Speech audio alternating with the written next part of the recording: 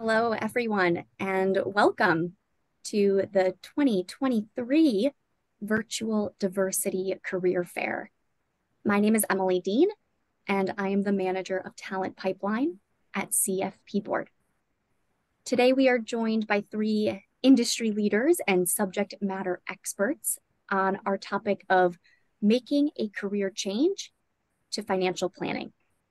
In reviewing registration data leading up to today's event, we saw a significant percentage of those who are here today who come from a variety of diverse professional backgrounds outside of financial services.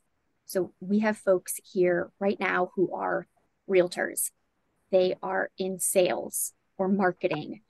We have engineers. We have teachers, veterans, those in customer service, HR, even carpentry, and a forensic examiner. So making a career change from one of these fields into financial planning is likely a daunting life change. So our panel today is going to provide you all with the guidance and the confidence to pursue financial planning and CFP certification. We're going to discuss potential career trajectories and really get all of your questions answered so that you feel emboldened to make a career change that invests in others and yourself. So let's get to our panelists. We are joined today by Bobby Lovgren, VP of Wealth Planning Development at RBC. We're also joined by John Noss, a CFP professional and Senior Director of Wealth Management at TIAA. And we're also joined by Jared Troutman, a CFP professional, financial planner, owner of Being Financial in the Prudential Network. Thank you all so much for being here today. Let's get into the conversation. So, Bobby, if you wouldn't mind starting with a brief introduction of your background and why you feel it particularly aligns with today's discussion and career changer audience. And then we'll go to John and Jared as well. Perfect. Thank you, Emily. Appreciate that and appreciate, being able to represent RBC Wealth Management here at the career fair today. My career has been a windy road moving into financial planning and representing wealth planning here at RBC. I started off in the financial services industry. So if we look at it as, kind of the really big picture, there's a lot of different subsets to financial services. And I started off in lending, and lending is very important. I think it provides a lot of different ways for home ownership, for business opportunities, for ways to really learn that side of the balance sheet. And so that was my entry point, and I continued to progress within my career within banking. Over the course of 15 years or so, that really led me to, more of a passion around financial planning and ultimately in 2018, moving to RBC Wealth Management into a wealth planning associate role, which I'll get into a little bit here as a great, entry point into financial planning and, ultimately being able to deepen relationships, better outcomes for clients and families. While it's not from a completely different industry into financial planning, there's many different ways I think to grow in your career and find a specific space that is extremely valuable to yourself, and that's where financial planning was to me, really impacting better outcomes for our clients and their families. Thanks so much. John, do you want to go next? Sure. So I entered into the workforce after getting my bachelor's in finance, and I knew that I wanted to be a financial planner. So right out of my undergrad, I went and got my master's in tax and financial planning, and it was a program that was sponsored by the CFP Board. So this was my intent, but my downfall was timing. I actually graduated grad school in December of 2008. It was one of the most challenging times to ever enter into this industry. I was offered a job on a Friday and it was rescinded on a Monday morning because we don't know how bad the market's going to be. So I felt some early trials and tribulations, but knew that this is still where I wanted to be. Worked for a few different firms, and then eventually made it to TIA, where it's still my home 10 and a half years later. And where I've experienced some career change and getting away from utilizing my CFP was here at TIA. There was an opportunity to learn the other side of the business and work with our institutional business partners. And being a relationship manager, working with the CFO and the HR managers at our institutional clients. And it was a big change. And ultimately, I came back to now leading a team of financial advisors here in Maryland and Delaware.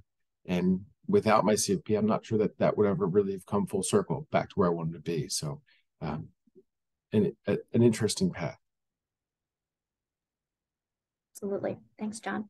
Jared, how about you? Yeah, you bet, Emily. Thank you. So glad all of you could join us today. I hope you have a few wonderful takeaways from our session. So as Emily mentioned, I'm the owner of Being Financial. It's my own financial planning practice here in Harrisonburg, Virginia, with the Prudential Network. In college, I was a philosophy graduate with no perceptible career plan. And I somehow stumbled into being a social worker for 6 years at the county level. And I provided foster care and child protective services, casework services, eventually became a supervisor. But towards the end of my career, I really was having some compassion fatigue, wasn't taking care of my own mental health. So my first career switch was from social work into private business. My local ski resort was building a water park, and somehow I convinced them that I could manage their water park and train their staff.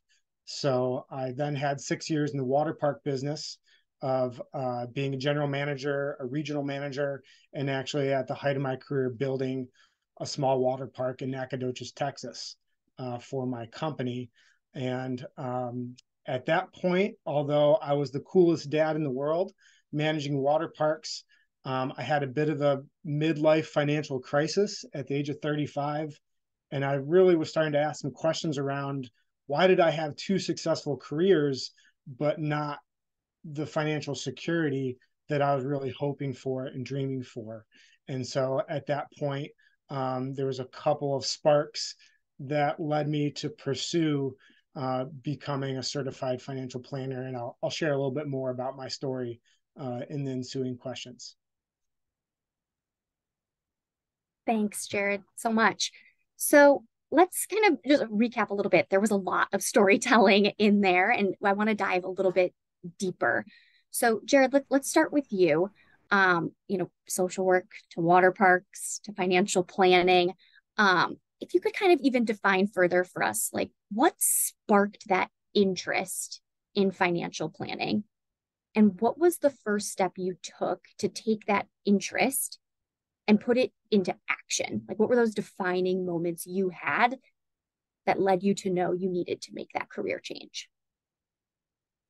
Yeah, so one of the things you have to do when you get into this field, especially when you didn't study it in college, is really understand your relationship to money through your life.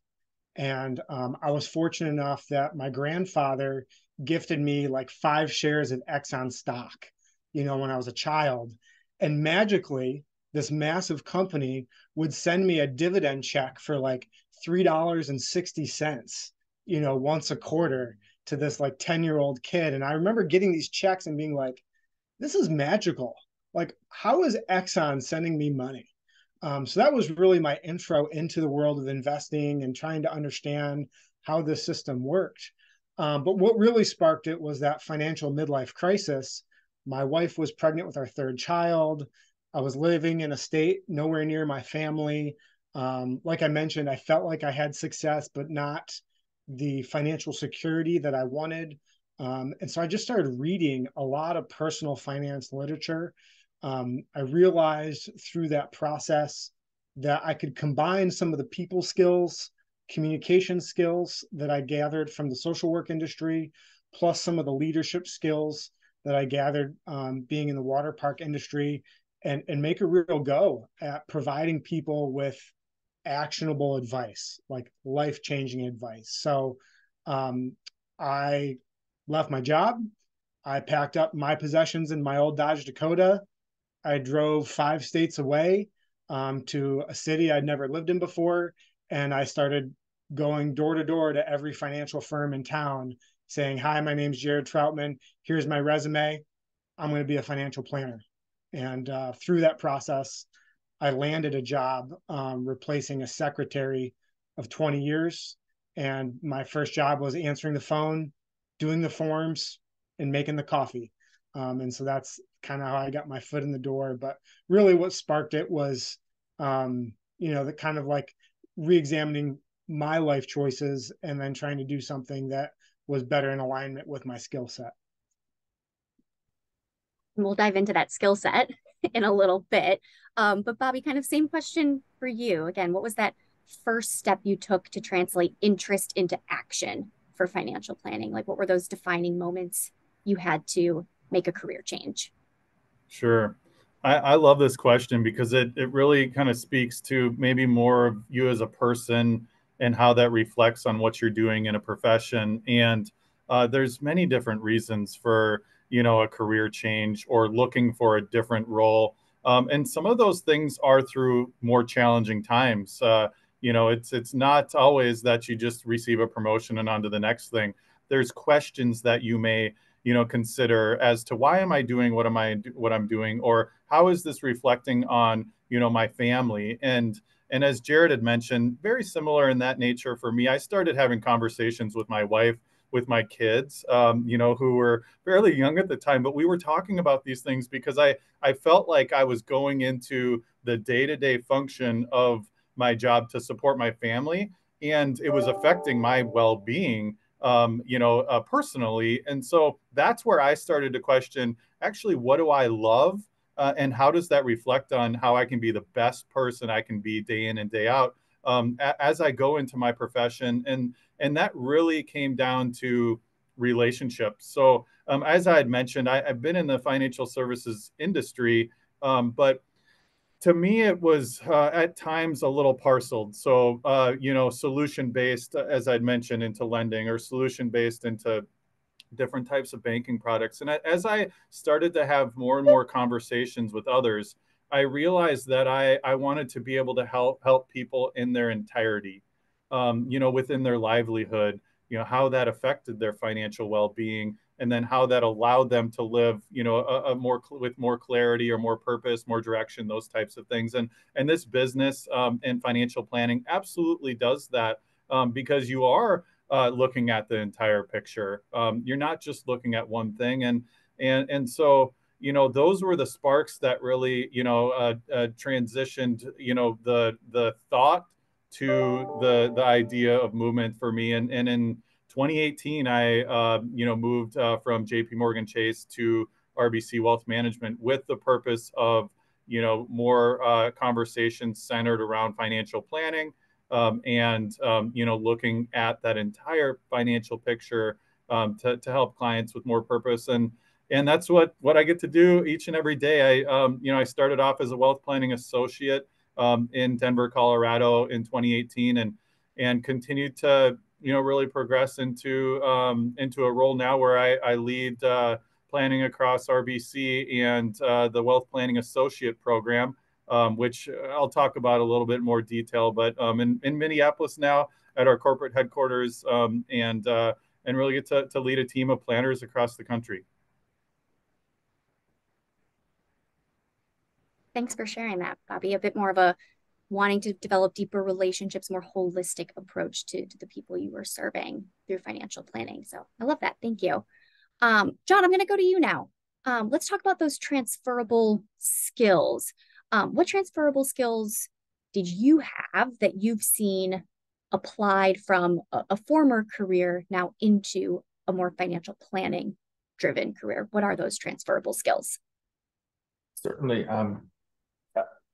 A colleague once told me when I changed my career path within TIA and moved to the institutional side of the business, I realized how much I didn't know about the actual business itself. And he told me, he said, you don't realize that you have 80% of the skill set that you need for this role coming into it.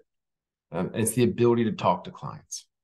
Managing a relationship is a skill set, and understanding how to ask clients curious questions to develop a better understanding of their needs.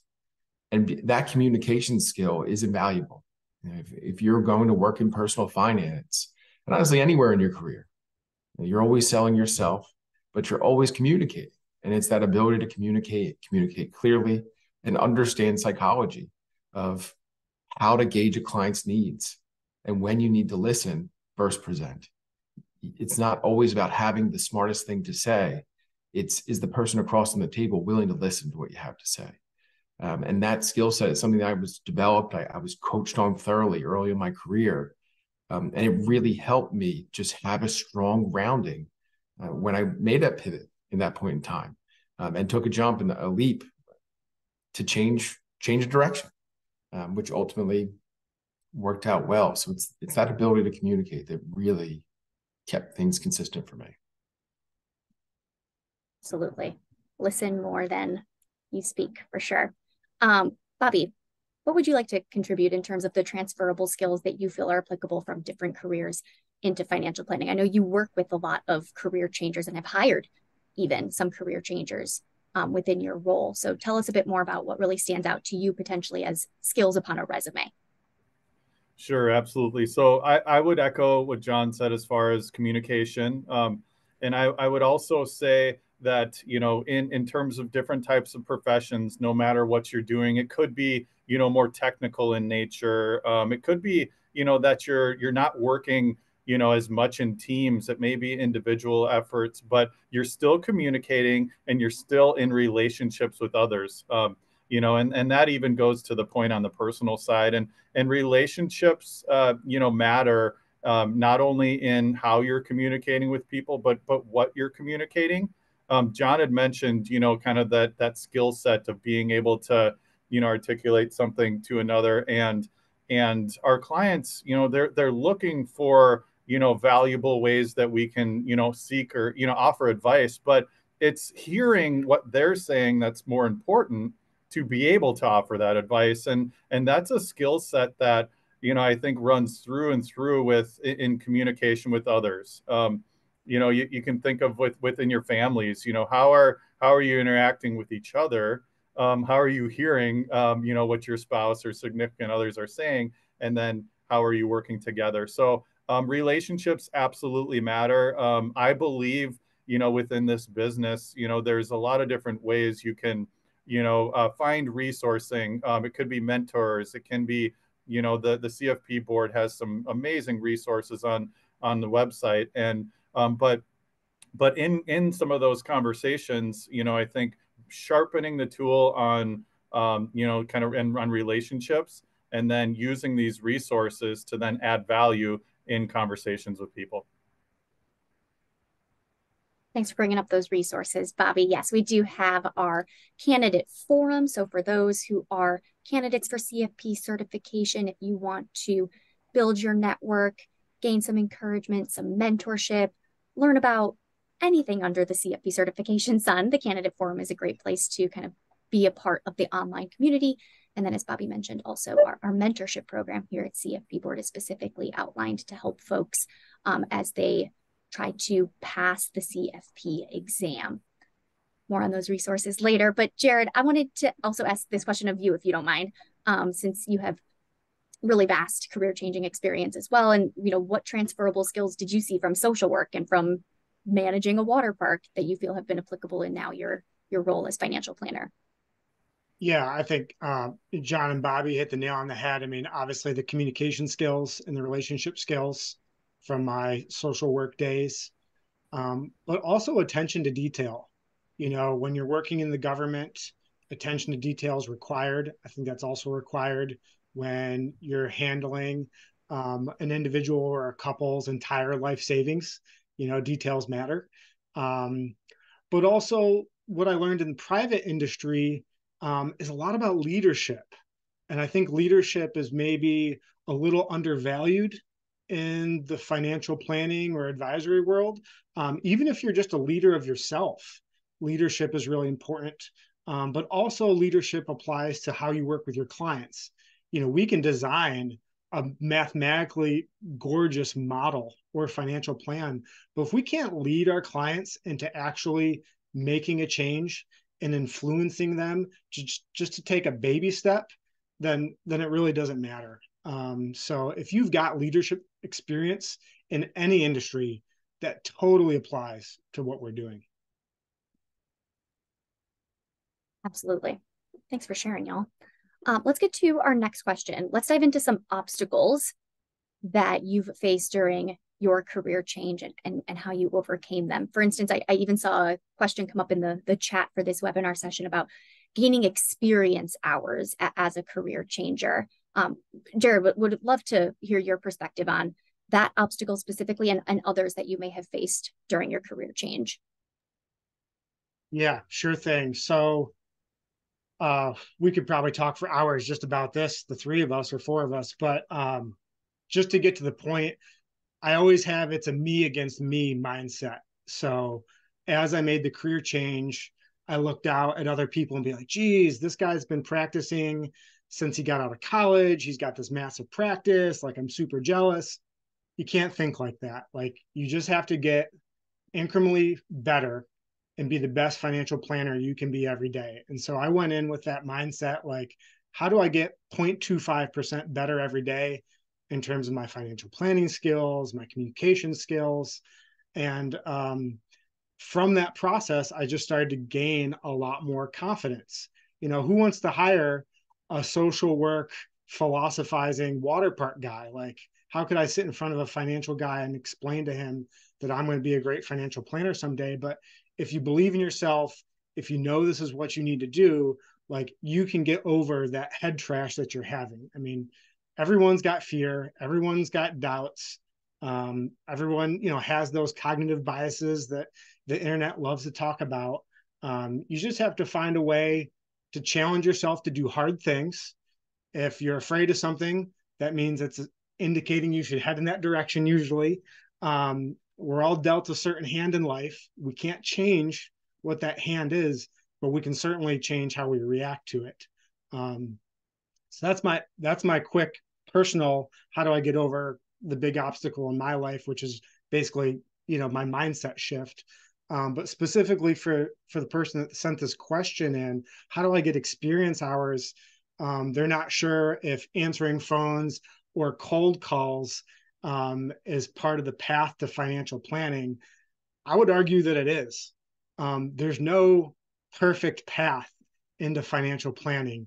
You just need to get the experience, get in with a firm, surround yourself with the language and the forms and the people, and then maybe after a couple of years, you find a different path to go down.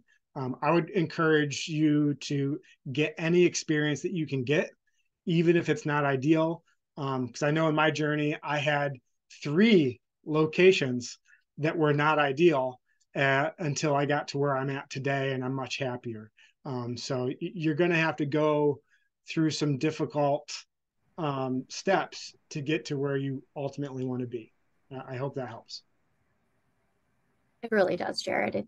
It's a path, right? And it's not always perfect. It's not always a straight and even path, but I really appreciate your perspective, especially around kind of that imposter's syndrome, right? I hear that from not only career changers, but also from current students and recent graduates, right? I'm 20 to 25 years old and now responsible for managing a large amount of assets for people who have decades, upon me and who have been saving those assets for decades that I wasn't even born yet. So I really appreciate you kind of challenging that mindset. And like you said, that 0.25% improvement day over day can really be a game changer. So thank you. John, let's pass it to you now. I would love to know a bit deeper about your trajectory within the financial planning profession, right? We talked about this path. Sometimes it's not always even, sometimes it's a little bumpy, but tell us a bit more about your path, your trajectory within the profession. What was that first role and how did you get to where you are today? Certainly. So, as I previously mentioned, I went and got my master's in tax and financial planning. So through that coursework, I was ready to sit for the final exam for the CFP. So while I was in grad school, I worked as a power planner at a financial planning firm. And this was through the height of the recession. So I got to expose myself in the most volatile times of the market, what it meant to be a good advisor. And I answered those phone calls with emotional clients, sometimes crying, sometimes very upset, seeing some advisors handle these conversations very well, and see some advisors very challenged in that space, maybe questioning if this was the right world for them. But it helped reinforce for me that this is definitely the place that I feel most comfortable because I really wanted to help people. So I previously mentioned that my first full-time job offer was rescinded, a day later, a business day later, but ultimately allowed me the opportunity to find a role at a registered independent advisor. So I worked at a high net worth financial planning firm. The minimum client at that time was $2 million. So I got to really expose myself at that time. And I learned what it meant to be an advisor, how to sit across from the table and facilitate relationship management. And I also had a great opportunity to expose myself to some very advanced estate planning that really helped leverage, that I still leverage today.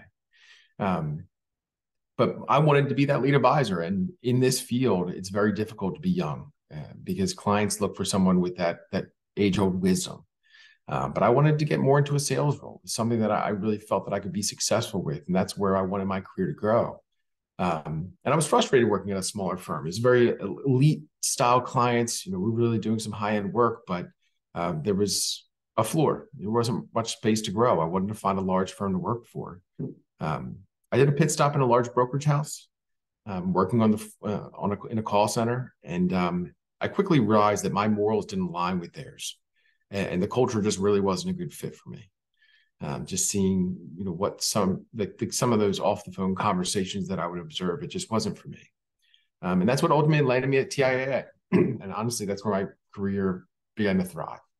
So I took a hypothetical step back to get into the sales, into more of a sales facing role.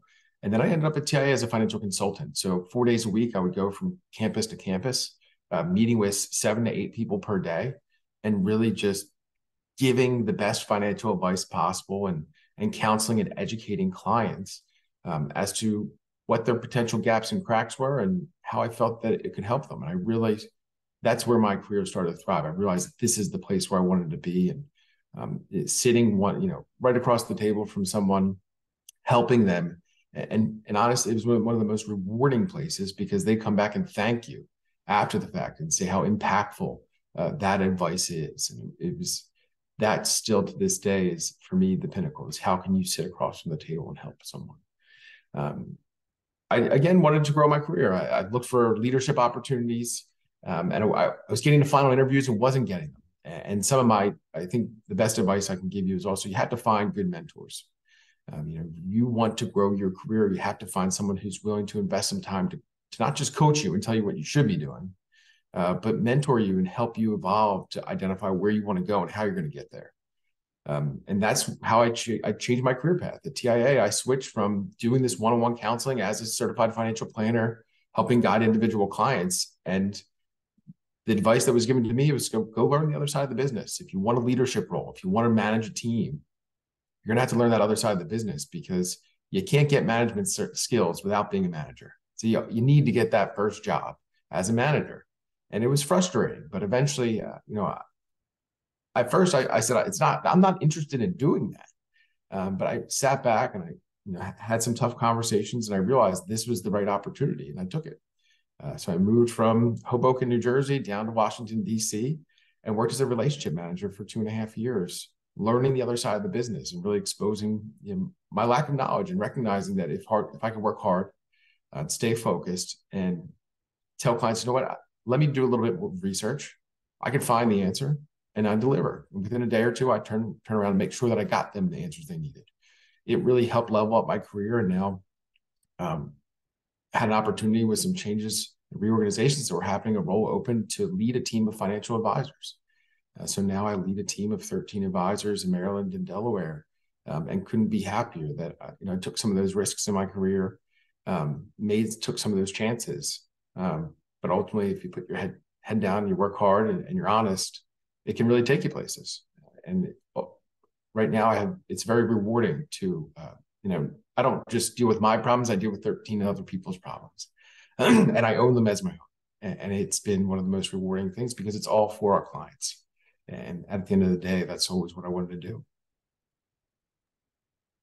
Awesome, John. And that's a 15-year long journey, right? From 2008 of grad school to today, right?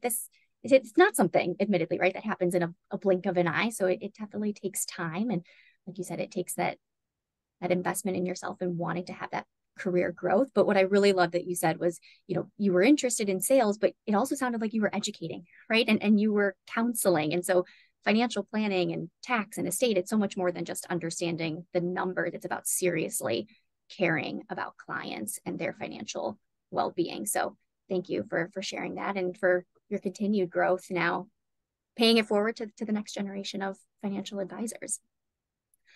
Let's get in a little bit deeper into CFP certification. Jared, I'm curious, was CFP certification something that you knew about right when you started thinking about making a career change to financial planning? How did you hear about it? And then how did that kind of fit into your own trajectory and career change? Yeah, I had no clue what CFP certification was. I was absolutely clueless. But I landed a job answering the phone, doing the forms, making the coffee. I did my Series 7, 66, and insurance exams within 4 months because I had small pay raises attached to those. So I was motivated.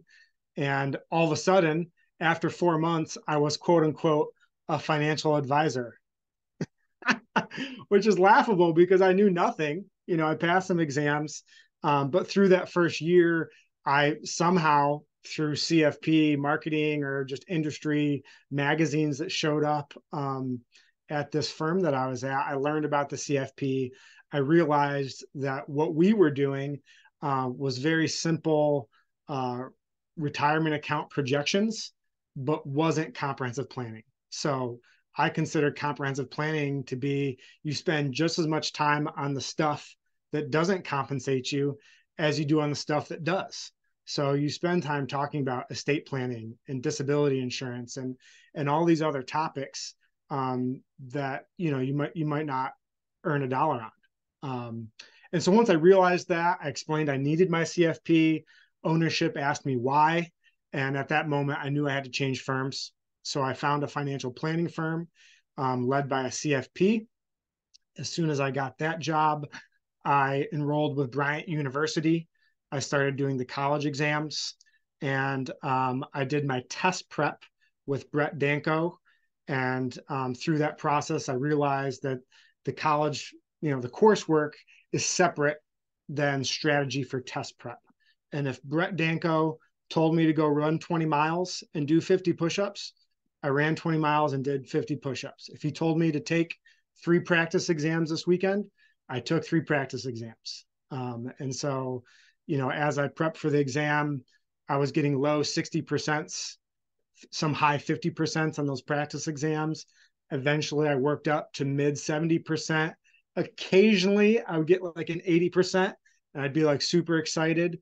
But an old Tony Robbins saying is focus, massive action, and grace. Focus, massive action, and grace. I focused hard. I took massive action. I studied from 4 a.m. to 7 a.m. almost every day.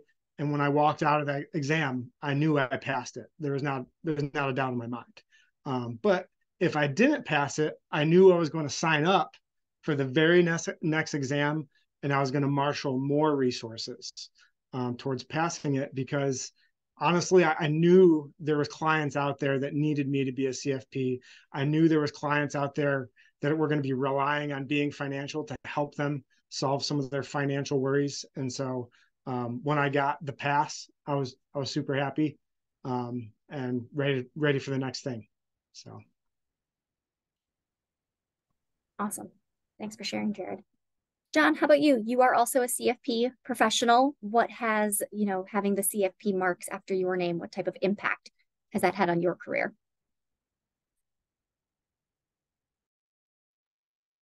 I can honestly say it's everything. I mean, I knew early on it's what I wanted to do.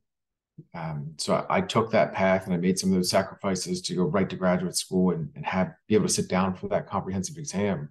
But it's allowed me so many opportunities to just get my foot in the door. There's a level of legitimization as a young individual in the financial services sector that people look at you and who would potentially dismiss you because of your age, but maybe listen a little bit more because, well, he's passed this designation, so he must know something. So it's not everything. It doesn't get you to the place where you're immediately going to be successful. That's not what the CFP exam does. But it gives you an inch deep and a mile wide of all the knowledge you need to educate your clients and know enough where and how to go research those answers and give your clients what they need and help educate and guide them to the responsible decisions they need to make, which may be difficult decisions. And that's the skill set above and beyond the CFP that you need to be successful. But for me, the CFP, it really did help me get that foot in the door. Got my first job as a financial planner. And ultimately now to come back from the institutional side of the business to lead a team of advisors. Having the CFP, I can sit in front of any client and have these discussions, and I know enough to truly begin to help them and where to find the answers. And it's been a game changer for me. Thanks, John. Bobby, this next question is for you. We've talked a bit about a few high-level resources, right? Whether that's financial planning literature or podcasts, to kind of help folks who are looking to make a career change, help them deepen their knowledge, right, of the profession and kind of get a head start on their new career. What other resources would you suggest that folks take as those first steps to get their head into the metaphorical game? Yeah, it's a challenge when you look at how to enter into this business as a financial planner, and so I always suggest that you have conversations with those around you. So whatever industry you're in, you can always learn from someone else, and some of those things might not be directly applicable to this next stage or this next role, but you're going to learn something. So continue to seek information and have a growth mindset in doing so. This business requires that. There's a lot of sacrifice, that needs to happen. John and Jared, explicitly mentioned that in many different ways as they built into their career. So wherever you're at today, just seek information, seek knowledge from others, and if you have a trust network of people, that could be one person that you explicitly trust, really lean on them to be able to, think through what this decision or what this career change means. That could be looking at kind of just mapping it out as far as what are the positives here, what are the negatives, and am I willing to maybe sacrifice some of these things to turn maybe that negative into a positive? Because it could be that you're going to have less time doing other things. You're going to have to sacrifice time, energy, and other spaces to be able to, take these next steps into what you're wanting to be, what you're wanting to accomplish. I also think of having a vision plan. So when you think through, looking into this business, you might say, well, I want to be just like this person here. I want to be just like Jared, or but think through that. How many years does it take to get to that point, and what does that journey look like? So you have to map it out and know that the day to day is really going to get you to that place. So maybe it is a 2-year vision plan, maybe it's a 5-year vision plan, and things will change, and you'll have to take a look at it and know that change is a good thing in your path because it's experiences, and having a growth mindset will allow you to be able to really get to that point where you feel comfortable and confident that future is going to be bright, knowing that you're going into this for the right reasons. I love that, Bobby. Have a North Star and hold on tight to those people who are going to help get you to it. Appreciate that. Jared, I'm going to ask this question of you as well, because I know we've talked about, the candidate forum, mentorship. You mentioned Brett Danko and exam preparation and review. Are there any other resources that you would suggest folks look at to kind of help them engage more deeply with the financial planning profession? Yeah, certainly there's some industry leaders out there. And if you spend even a little bit of time poking around, wherever you access podcasts, you're going to find some of those voices. Nick Murray, Kitsis. Nick Murray is kind of like the spiritual guru for financial planning. Kitsis is like the technical guru guy. So you got to look at these people that are just major thought leaders and just listen to their stuff. You might not even understand what they're saying. You probably won't. I still don't understand what they're saying sometimes, but if you do enough reps of listening to these resources, some of it starts to sink in, and then you start to develop that confidence muscle. Like, hey, I heard this. I know what's going on. Like, I might not know the answer right now, but I know where to find the answer. And when you have amazing resources like, Prudential or John or Bobby's bigger firms, like the resources are there. You just have to know, like, hey, this is something I need to pay attention to. And I've heard this. Now I need to go find the answer. Hope that helps. Absolutely. Jared, I'm going to stick on you for this question. We've talked a little bit about obstacles, but one major obstacle that we hear about, it's not uncommon that a career changer needs to take a pay cut when starting anew. So can you tell us about how you navigated that reality and what advice you have for others who may face a similar position? Yeah, very much a reality for me and a family of 5, with kids from newborn to age 9 when I made the transition. There's a really excellent book out right now called The Comfort Crisis. And, we are living in an age of unbelievable comfort, both financial, food, shelter, security. And some of us aren't used to a little discomfort. And so for me, it was just an eye opener to go from earning $70,000 a year to earning $30,000 a year in my first position in the financial industry. And I don't say that to brag, but I say that it was a motivator for me. The fact that I woke up and I knew the survival and security of my family and my future clients was dependent on the work that I was going to do that day. It was very sobering. And Bobby mentioned the word sacrifice. We all know what our vices are. We all know where we're wasting time, whether it's on YouTube or sports, or maybe you need to stop drinking or smoking, or maybe you need to give up Netflix. We all know what our vices are. To make this transition and take a pay cut, you need to let go of that. Maturity is a hell of a process, and I'm telling you, because I've lived it, and this might matter to you. Once you get through some of those things, you're going to be very glad that you just did the work, you took the pay cut, you made the change. For me, I was on a salaried track eventually. I was at a firm that would allow me to earn around 120 to 130,000 as a salaried guy. And when COVID hit, I just kind of pictured myself in 30 years and tried to think back on, would I regret not trying to start my own firm? And the answer was yes. I was going to regret staying in the slot that I was in. And so I made the leap of faith again, even after my CFP was done, went out on my own with Prudential support as my back office. And, I guess to toot my horn, like, I'm making more than those salaried guys now, which is awesome. Like, I'm excited about that. I've just hired my first assistant.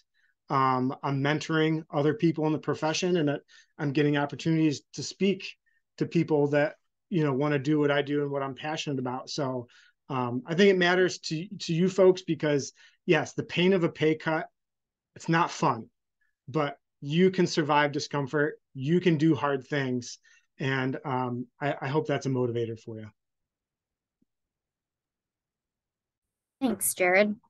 We are about to get to our final question before we open it up to the Q&A questions. I'm seeing a few that have been submitted. So just a friendly reminder to those who have joined us for this panel discussion, please feel free to utilize the Q&A feature in the Zoom webinar. We'll be sure to address as many questions as we can.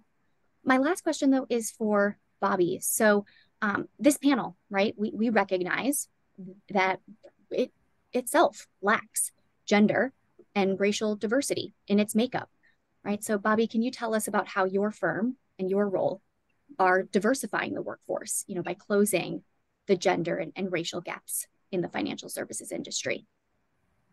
Yeah, absolutely, Emily. When we think about, kind of some of the disparities that are out there, it's evident. There are not enough women within financial planning industry, minority representation. And so RBC really looks at that as mirroring the image of our clients today and into the future.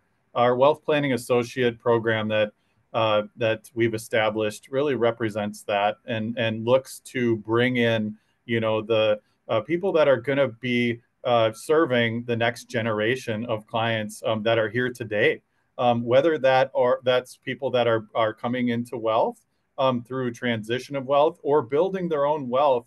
The stats pour it out. I mean, the majority of wealth is now positioned with women. And I think overall, when you look at longevity, women live longer, and we need to represent that. So over half of our wealth planning associates here at RBC Wealth Management are women. About 2/3 of our program represent women and BIPOC. And that's important to us. We know, oftentimes, and as you had mentioned on this panel here, the representation in this business, it is largely white men. And so we want to make sure that we're representing the business, the people that we're serving today and, of course, into the future. We'll have a booth here today and would love for any and all of you to come to our booth and talk about some of the different roles at RBC Wealth Management.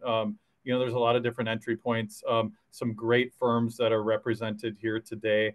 And I think, it goes without saying, but, diversity plays a very, very important part in what we're looking for as we bring on the next generation that's going to represent this business. Thanks, Bobby. You're absolutely right. There's a lot of work to do to ensure that our financial planners and advisors mirror the clients and the communities that they serve. So we're really lucky to have firms like RBC Wealth Management, TIAA, Prudential, kind of at the forefront of diversifying and thereby sustaining the financial planning workforce. So thank you all for being here. I've got the Q&A open, so let's take a look at what our job seekers want to know more about. We have a few questions here about entry-level career changer roles. So Bobby, I might point this one to you if that's okay. Many associate wealth management programs tend to be geared towards recent college graduates. How would you advise a career changer who has potentially significantly more years of work experience, albeit potentially outside of the financial services industry? Are they able to apply for those roles? Are there roles that are more applicable to them based on that years of experience? And how would you advise them navigating finding those entry-level jobs? Sure. I love the question because we look at this in a lot of different ways. So, I'm fortunate to be one of the firms that, has a partnership with the CFP Board. And we do on an annual basis get together with firms and registered programs. So to talk about this, what are the entry points within your business? And, how can, either recent college grads or career changers come into the business within these firms? And while I would say we're still working on many of these pathways, I would also say that there's progress. My advice to those that are looking to specifically enter in is to find the culture that most aligns with what you're looking for. For example, there may be a very, very large firm that has a very structured program in place that allows you to get into a position where you can learn the business, and continue to accelerate through this, call it development plan, to eventually get to this point where you'd like to be. There may be a mid-sized firm. So RBC Wealth Management, we have about 2,100 advisors across the United States. And our entry points are oftentimes into support roles to really learn the business. That would be a client associate role, an investment associate role, where you're getting licensed, you're learning the business, starting to incorporate some financial planning concepts, and you're supporting financial advisors. We also have, like I said, the Wealth Planning Associate program where you can enter in. We have had many career changers come into this program. And, I think it's one where you can really learn the business. Our Wealth Planning Associates support financial advisors in financial planning and then become a financial advisor. So it's a very unique program. And then there's maybe smaller firms, boutique firms, RIAs that, Jared had mentioned, specifically maybe a paraplanner. I know John had mentioned that roles where you can go in directly, be a financial planner, a paraplanner within that area. So find that fit or that identity that you want to move into that's going to closely align with what you believe in. And then, have that make sense for you in a way that it's going to be, again, part of that vision plan. So if it is more structure, you might look to more of those structured things if you're looking for a smaller, culture fit and align in that regard. I love that. And John, if you actually don't mind, I'm going to expand upon what Bobby's saying about kind of a culture fit. It sounds like you've had a lot of experience in different business models, right? We talk about the RIA, we talk about broker dealers, we talk about wirehouses, right? There's lots of big words, a lot of options, right? We're definitely not a monolith, but in your opinion, right? I don't want to make massive generalizations, but could you give us a little bit of background as to what you feel may be those cultures or how those different business models, how are they similar? How are they different? Sure. I think I had the benefit of coming into my career early, understanding the value of the CFP and the value of financial planning. So I knew that I always wanted to lead by doing financial planning.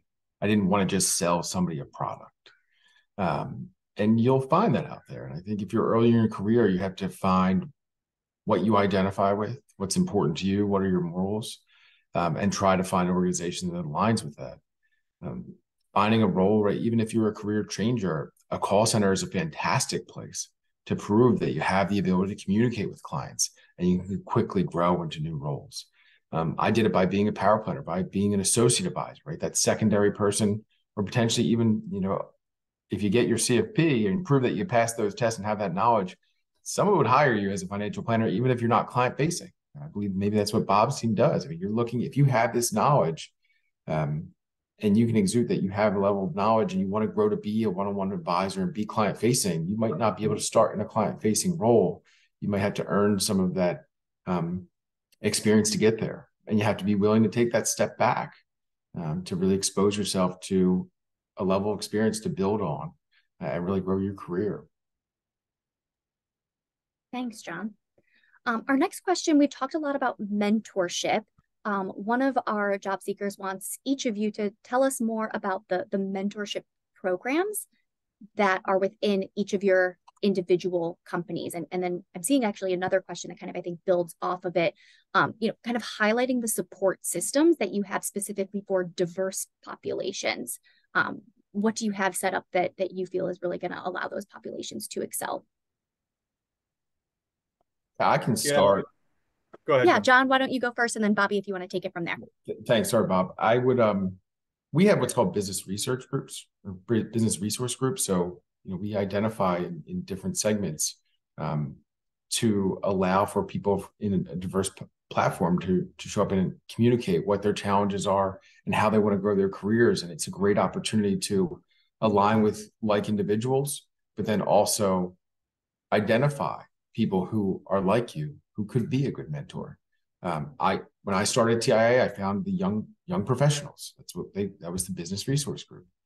So I started, I raised my hand. I tried to identify opportunities where I can learn and meet people, and identified some people in our TI Institute that really helped me understand the value of the research that we could provide. I got the opportunity to do research with our own employees. And it really helped expose me to different parts of the organization that through my normal everyday job would never had the opportunity to.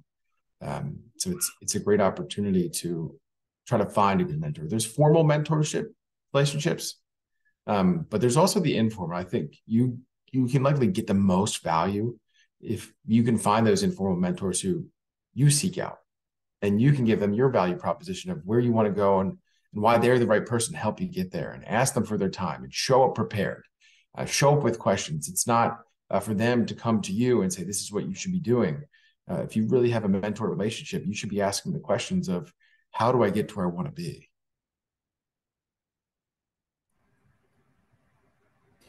Yeah, I would echo that, John. So we have ERG employee resource groups that really align with maybe your beliefs, or align with identifying who you are. And I to me, the firm has we have an obligation to that.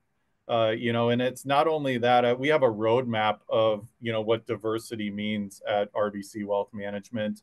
So it's not just focusing on that today. It's thinking through like what it means as we continue to develop, our culture, and make sure that's inclusive for all. I don't think it's easy to find those resources as you're looking for these opportunities. So seek information and ask those questions. Those are completely open questions that we love to hear from those that are looking to step into this business. In addition to that, I in different mentorship comes in different forms. Sometimes it's hard to ask somebody to be a mentor or to be bold, and that comes into vulnerability. Brene Brown, kind of leader of vulnerability. Dare to Lead, I believe, is a book she came out with a few years back, and I think that's a good one to read as you're entering into this business.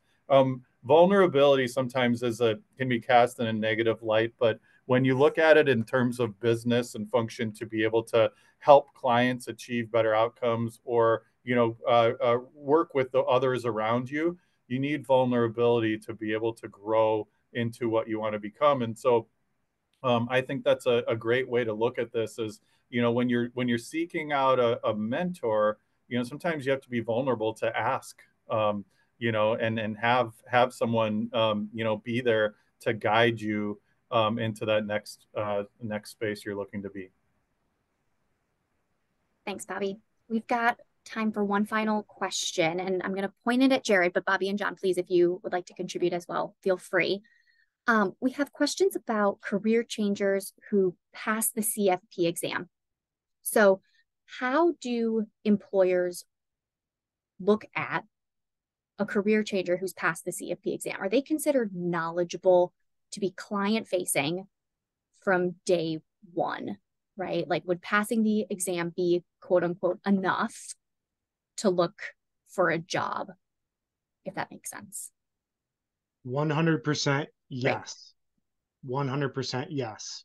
And my reason for saying that is the way that I've seen it done here in the Prudential network is, if somebody onboarded with a CFP and they had never been client facing before, they might get partnered with somebody like myself, and they could run shotgun on meetings. And that's how I learned. I sat in meetings for 3.5 years, taking notes, barely spoke. But that was one of the foundational experiences of my career, because the entire time I could just listen and observe. Now, my trajectory was pretty long. Hopefully somebody with a CFP right off the gate, they wouldn't just sit in meetings for 3 years and not talk. It would be a much quicker turnaround to them being in a lead advisor role. But I have people all the time that say, hey, Jared, I got this client. Will you run this financial planning engagement with me? I just want to watch you do this. Like, just show me your structured process.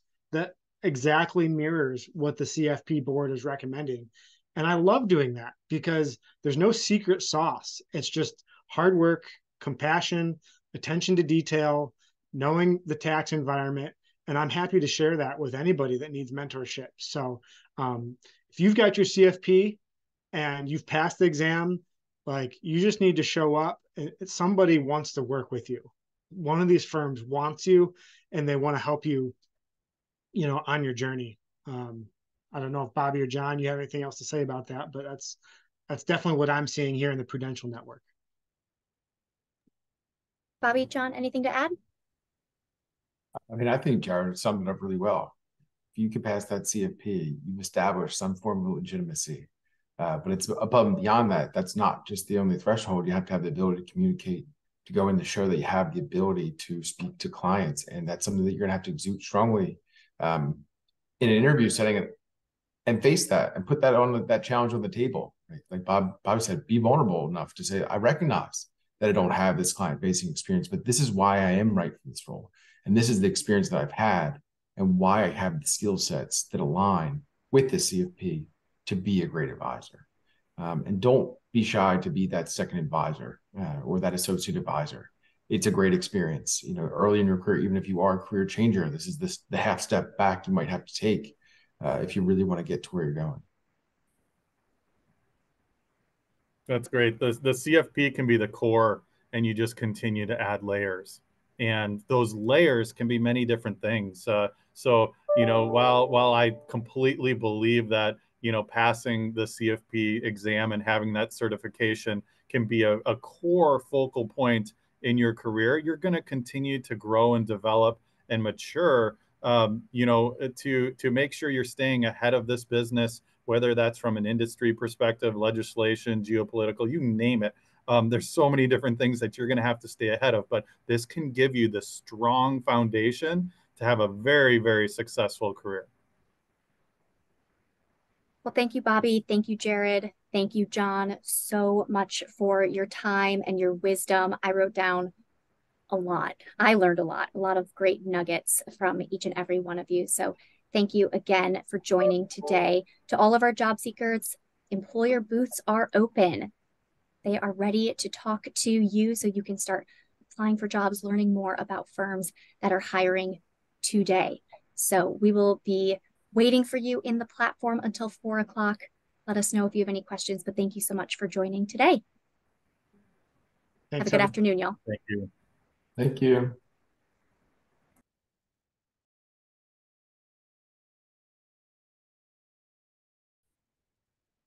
Mm-hmm.